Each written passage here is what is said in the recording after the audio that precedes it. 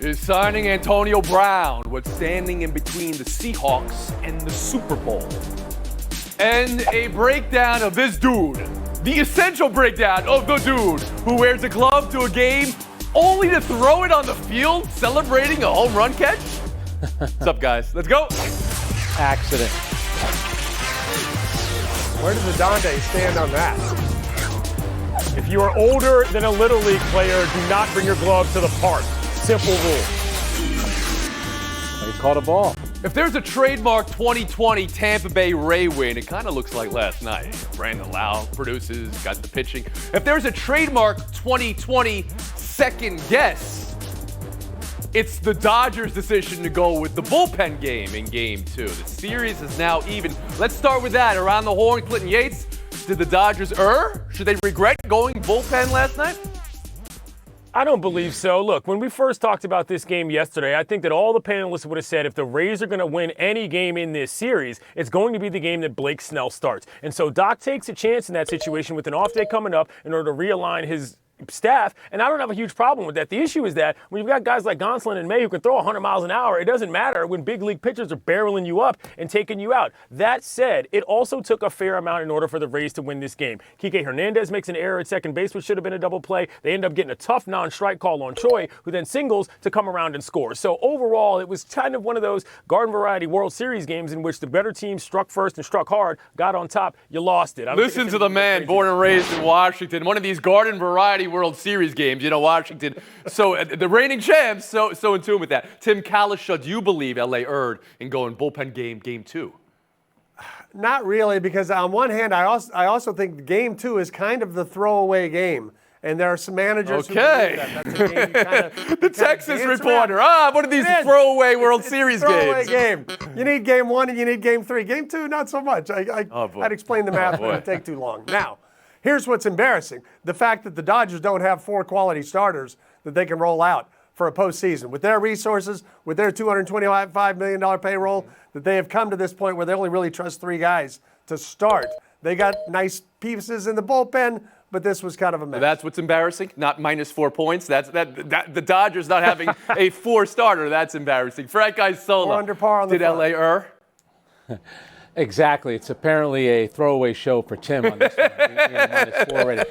You know, Clinton, you cracked me up. You're kind of giving all the reasons why the Rays were so lucky to win. That's because you had the Dodgers in a sweep. Yes. I didn't say they were lucky. I said things came together. Oh, but you made it sound like, it came together because they're a really good team. They had a great record during the regular season. Here's what I would worry about if I were the Dodgers. When you look at Lau, who was 6 for 56 prior to last night, he gets 2 home runs. Their offense finally came to life. Puts a lot of pressure now on Walker Buehler in Game 3. Brian, can we still drill down on this question? Do you believe LA erred in going to a bullpen game, Game 2 of the World Series? No, because this is the established way baseball is being played now, number one. I don't think so there's any problem. It's just the way it is. I think it's not exact, worrying too much about nothing here. They know what they have to do. They know what their resources are. They know how to go. They're going to have Kershaw ready in Game 5. They're going to have Buehler, who may be their best pitcher, going tonight. And 1-1 is not. What's 1-1? 1-1 is fine. All right, we're now down to a best of 5. I don't make all these apocalyptic pronouncements about the importance of any game, other than if you're down 0-3, you better win 4, and if it's 3-3, it'd be a good idea to win 7. And of course, today is an off day. It's the travel day of this series, right? Bob, talk to us. You know this Tampa Bay team better than anybody on this panel. How they even the series, and who should feel better? It's 1-1. Oh, I think that the Rays should be feeling better for the very simple reason that I will go so far as to say they're playing with house money. Maybe not in their own minds, but in the eyes of the world. There is zero pressure on them outside of whatever exists in that Bay Area, in that Tampa Bay area, to win this thing. It's been the LA Invitational from the start. They have all the pressure. They have the weight of history on them, not the Rays. Tim Kalisha? No, I mean, the Dodgers they would love to have been up 2-0, obviously. But, I mean, they got Walker Buehler twice. They got Kershaw in Game 5. They have the bats. They made it a game. If Chris Taylor gets on base, Mookie's coming up as the tying run in the 9th inning last night. So I don't think they're worried about Frank winning. Isola. You know, Tony, it reminded me a little bit of Andy Pettitte starting game 2 for the Yankees, how important that is. Yes, they have a left-hander out there. And now for Tampa, this is why they should feel great. They got Charlie Morton going in their next start. He's been lights out since the playoffs started. I was about to mute Frank for making a very predictable New York reference, but Andy Pettitte, such a good-looking guy. How could you mute a guy for bringing up Andy Pettitte? All right, I know we've been horned, but the fan who caught the home run, your boy, Clinton Yates. What's the deal with your boy? Why is his glove flying off his hand? Why does he kind of look like Robin Williams? Did Arozarena break protocol by throwing it back? In the scouting report there, that's like a 50-grade receiver of the ball, does not receive it well. Bad transfer on that. Come on, dude. Don't be bringing your glove to the ballpark when you're that old of a man. What do you think? Everybody wants it. Kalisha. What? I honestly think he was just like, celebrating, probably trying to make a fist with that glove hand, and he forgot his release point. Yeah. It was a little too Well, high there, I don't know and he how let you it go. forget you're wearing a glove in your hand, Isola. I seem to remember a Halloween show on this show where someone came dressed as the head coach of Michigan. He brings a glove to the game. You bring a glove to the game and he caught a ball. What's wrong with that? It doesn't matter how old Bob you are. Ride. Good play by him. Hold the glove. Doug Flutie once caught 2 foul balls in the game, bringing his glove to a game. 2. So I have no problem with that part of it. They tried to sell us that it slipped off his hand, but that's a hard one to buy. Yeah, I'm not buying that either. I'm glad you said that, Bob. If it was underhand, but it was, and it went too far for that to happen. All right. Yeah. We've been horrible. We'll move on. No Wide score. receiver news in the NFL today. Looks like the Baltimore Ravens and Des Bryant are maybe inching closer to coming to terms. Practice squad and beyond for Des Bryant in Baltimore. Josina Anderson reports Baltimore, what she's hearing right now, not interested in Antonio Brown at the time. And that gets us talking about the Seattle Seahawks. Pete Carroll last night, Sirius XM Radio, excuse me, talking about Antonio Brown. Quote, "We're there, we're in it, it isn't settled yet." Brown's 8-game suspension after sending threatening texts to a woman who accused him of sexual harassment just about to end, so he will be available next week. Tim, does it make sense for any of those teams to go after him? And if who specifically, if you believe so? I just don't know why Seattle wants to do this. The DK Metcalf is a great young talent, and Lockett's an excellent possession receiver. So Antonio Brown's not going to be the main guy there. Maybe they think, with that being the case, he can come in and just be Antonio Brown and not be the ringleader of some circus like he tried to conduct at the end of his days in Pittsburgh and then in Oakland and then in New England and everywhere else he's gone. So maybe a little bit for Seattle. I don't want him if I'm Baltimore or somebody who really needs a number 1 receiver, because if you elevate him to that status right away, I think you're asking for trouble. Yates? I don't think there's a scenario in which you can bring Antonio Brown on and not have him try to be the main guy and not be the leader of a three-ring circus, because that's what he does, and that's the problem. If I'm Seattle, I'm not putting myself in a position to mess up what's going on with that offense so far. And Brian is a different situation. For me, I just feel like he's made a more honest effort to get back to a team. I wouldn't go anywhere near AB personally. Forget the man. Just from a team constitution standpoint, I would not want that guy near my locker room. Right, Isola. You know what? I completely agree. When I watch Seattle play, you're thinking, you know what? They really could use another diva wide receiver. That's the last thing that they need. Why would they go after a guy like Antonio Brown? And I get it. I think he's getting really good advice because he's maintained a pretty low profile, which he should at this point. He's trying to get back into the league. As for Des Bryant, I've always had a soft spot for him ever since he made that catch against Green Bay, which wasn't ruled a catch. I think he will give you a sincere effort. I hope he can get back and play again. For Baltimore right now, should they come to terms? I mean, it has been years since Des Bryant has played in the NFL at this point. Bob Ryan, can I bring you in here? You may, and Frank has alluded to the possibility, and I mean very faint, distant possibility that he has changed, that he could possibly reform himself and bring a sense of responsibility to a team. He is undeniably talented. He's at 31. I'm sure he still remains talented. But is it worth it? He has proven time and again he's not reliable. You invest in him and he breaks your heart. No. Stay away from him. In Seattle, they don't need him at all. No. You don't believe Seattle I don't see what, is a Antonio Brown. All this is taking just Antonio Brown, the player, and talking about him and what he was the last time we saw him on the field, which was briefly last year and then years ago. You don't believe Seattle is an Antonio Brown away from the Super Bowl? You don't believe Baltimore is an Antonio Brown away from the Super Bowl? No? Nobody. Okay. No, I don't think Antonio Brown moves you closer to the Super Bowl. It moves you closer to headline. And Tim, I guess it's been, about 4 years since Des Bryant played for the Cowboys? Maybe, Not as long as you think. Yeah. It's not nearly as is it long not? as Okay, you maybe think. since he was a top 10 receiver in the league for 4 years. He's not going to be a problem. The problem is, can he play? Can he give you 30 snaps? And can he play down near the goal line? I think he can. I think he can help you a little bit. We've been Horn, taking a break right here. Isola and Ryan and Lee coming up. Oh, tonight, the Mutes will be flying tonight. I'm talking about Carson Wentz and Daniel Jones. Maybe it's going to be first to 2 fumbles, loses the game. We'll be back in 2 minutes. Around the Horn is presented by Samuel Adams from Boston with Love.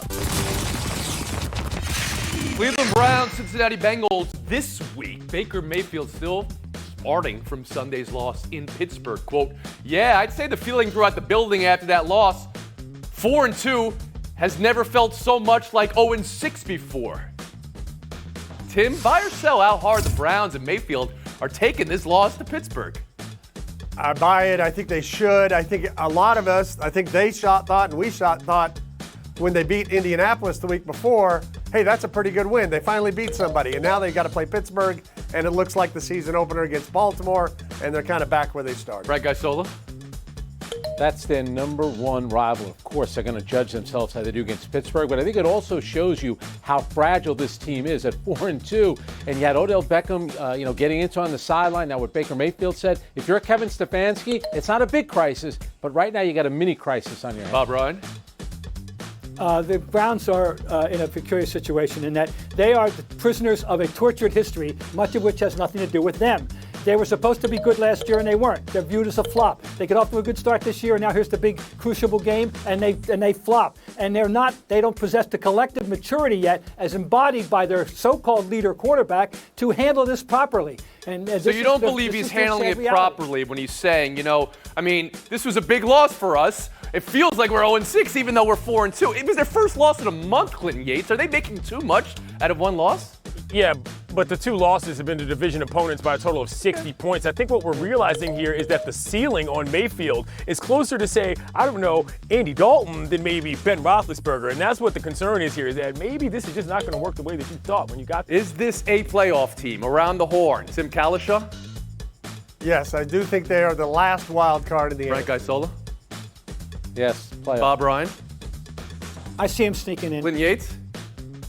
No. There we go. There's one. I was about to give a wave of mutilation. You guys could have brought that up earlier, that you all feel they're going in the playoffs. So move on. One reason. I'm looking for one reason to watch Giants-Eagles tonight, the Thursday night game. If you simulate the rest of the season, it's still possible 4 wins the NFC East. Not likely 20,000 simulations, but there's about a dozen that get you to 4 wins and you win. So maybe root for that. And if the NFL should rethink this division getting a home game this year for the playoffs, go ahead, Frank Isola. I'm trying to find a reason. Maybe it's the regression of either quarterback, who's it going to be, Carson Wentz or Daniel Jones. But I'll tell you what, both of them are still in contention to win the division, which is hard to believe. But if I'm the Giants, I got to be really concerned about my quarterback. Carson Wentz, we've seen him do something before. Daniel Jones, let's face it, in 2 years hasn't done anything in the Bob league. Ryan? He really hasn't. Were I a true football junkie or a bettor, I might have some interest in this game. But what we're talking about here is a battle between the 30th and 31st ranked quarterbacks, one of whom has thrown 9 interceptions, the other who has thrown 6. And maybe you want to see which one falls on his face harder.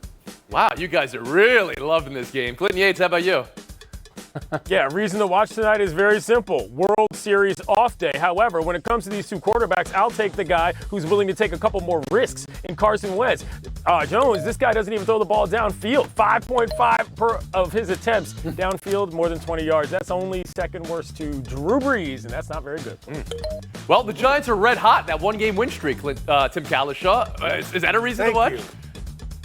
Yes, they're trying to be the first team in the East this year to win back-to-back games. That hasn't been done. Eagles trying to go to the playoffs for the 4th year in a row. Don't exactly look like a playoff team, but somebody has to go. Okay, I thought there was something else after that, but thank you, Tim. Bob, something you want to add? I had some thoughts, and then I had some, Yes. and then Go they ahead. went away. They went away.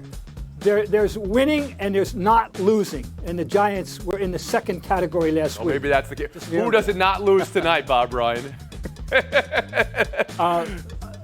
Eagles. All right, we'll move on. Buy or sell 3. Big Ten football opens up play this weekend. And Nebraska goes on the road to face Ohio State. You may recall Nebraska and head coach Scott Frost were quite loud in their desire to play football this season, even threatening to leave the conference to play football this season. So, Bob Ryan, buy or sell coincidence that Nebraska's opening up with Ohio State? Because Frost seems to think it's a little bit more than that. I think the new commissioner and his staff has a sense of humor in the Big Ten. They are showing. If you want to play, go ahead, play. This is 3 straight losing years. You know what this this team once went 60-3 over a 5-year period and won 3 national championships. Most people watching this show aren't old enough to remember that. Okay. But the question is, do you believe it's coincidence they're opening up against Ohio State, or is it no coincidence, like Scott Frost said, Bob? Oh, I think it's no coincidence. Okay, you're with Frost here. Isola, how about you? Oh, absolutely. You wanted football, you get football. And guess what? Someone has to play Ohio State, so get them on week 1. Maybe you'll catch them when they aren't in rhythm. But chances are, they're going to run right over. Tim Kalishaw. I don't think it's a coincidence. I don't think there's anything wrong with it. Nebraska, you left the Big 12. You could be hosting the Jayhawks this week. You stuck around. No, you had to go play in the Big 10. Good luck with that. Lynn Yates. Yeah, Scott Frost, one of the chestier guys across college football who hasn't done a whole lot. But once again, ancient African proverb applies. You want to run up, you can get done up, and that's what's about to happen. Ohio State's going to blow them out by 50 points. Clint Yates, Tim Kalishaw. Well, Clint, you might say this was a garden variety appearance on Around the Horn. Mr. Kalishaw, you might say this was just one of these throwaway Around the Horn appearances, right? Okay. Frank Isola, to say 50 years you've been observing the NBA draft as a reporter. Is that right? 50 years? Yes. Good. Yes. Minnesota Timberwolves say there is no clear-cut number 1 here. Has that happened before, Bob? Have you seen it before? What's the deal with this draft? Well, we saw it the year Anthony Bennett went number 1 not too long ago. This is a year when you're hoping that you get, if you're in Minnesota, the phone rings and someone says, we're interested in Mr. X. How would you like to make a deal? They wouldn't make it fast enough. This is just one of those Bob's deals. right. A lot of pressure on Minnesota, but he also knows this, that in every draft there's a gem. Need I remind you, Giannis Antetokounmpo, the 15th overall pick. Kawhi Leonard, the 15th overall pick. Great players in every draft. You just got to find them. Right. Giannis was 15th in that Anthony Bennett year where he went number 1. Point Frank Isola, showdown 2. Blue Jays and Buffalo turned out to be a success this year in baseball. Keep that in mind as the Toronto Raptors. Should the NBA next season start and Toronto's not an option, where should the NBA look to home the Raptors, Bob Ryan? Louisville, Seattle among the options. Well, Buffalo and Seattle each had their teams taken away unfairly, but I don't know if they'd welcome the NBA back, that being the case. Louisville, however, is a basketball-oriented area, and it could be the next Oklahoma City, and that would be a good thing for the league. I'd actually heard that Vegas was under consideration, which makes no sense because the Raptors are going to play most of their games against Eastern Conference opponents. If it's not going to be Orlando or Buffalo, what about Puerto Rico? They got a facility. The players are going to like it. The flight's not that far. Put him. Well, that's extreme Eastern Conference. I like what you're thinking there, Frank, but I'm going to give a point to Louisville as well. We'll move on. Showdown 3, Purdue football, appealing to the NCAA to allow Coach Jeff Brom to communicate with staff remotely as he has to miss this Big Ten opener after his positive COVID test. Should they let him, Frank? 2020, Tony, is all about working remotely. What is the big deal? All the things the NCAA has to worry about. This is something they're going to come down hard on. Let the guy coach the game. Mm-hmm. Bob? Ridiculous rule. I don't care if he wants to go by phone or wants to stand on his roof and send a flare up. Yeah, go for it on 4th down. What's the point of telling him he can't do that? None. Ridiculous. All right, we'll split the point, but before you celebrate Frank Isola, we got time for Showdown 4, the rare Showdown 4. Drew Lock here. It is cool to be able to, kind of put the Darth Vader mask on and, steer away from Jedi and come to the dark side, so to say, over here in Denver. Kind of like playing that guy and get a win this Sunday and start the rivalry. All right, Frank, start the rivalry. What do you think of Drew Lock trying to start a rivalry with Patrick Mahomes, doing it through a bunch of attempted Star Wars metaphors? Drew, Patrick Mahomes is your daddy. Why would you incite Mahomes? If I'm playing defense for the Broncos, I'm like, keep it down. That's not smart. Bob Ryan? Would you want a boring press conference? Oh, we play them one at a time, or somebody with a little fun, a little imagination, a little creativity? Oh, absolutely. Drew Lock, you're my new man. I love this stuff. Yes. Go for it. You want guys to answer questions, that's his answer. I don't think you're going to want to hear your answer on playback there, Frank. 30 seconds of FaceTime, Bob Ryan. On the 22nd of October 2001, a new TV show made its birth on this network. Two writers talking, just around talking? Well, that was Tony Kornheiser, Michael Wilbon. That was Pardon the Interruption, and we owe them a great deal of thanks because without them, there's no us. We're a spin-off. Think about it. And we owe them a great deal. And they got a lot more left in the tank. Go for it, guys. Happy anniversary. You know, it was actually October 17th. We had a special first, before we had the first official show on the 22nd. And we're all here. Yes, we are all literally here.